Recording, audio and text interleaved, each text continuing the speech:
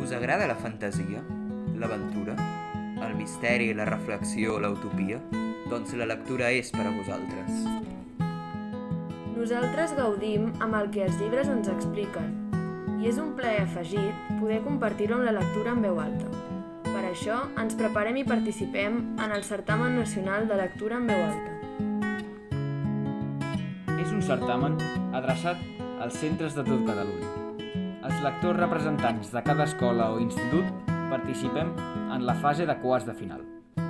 Si som seleccionats, passem a semifinals. Ens acullen els auditoris del Conservatori de Música, del CaixaForum i, en el cas d'arribar a la final, llegim a la Sala Gran del Teatre Nacional de Catalunya. És meravellós tenir l'oportunitat de llegir davant d'un públic tan nombrós.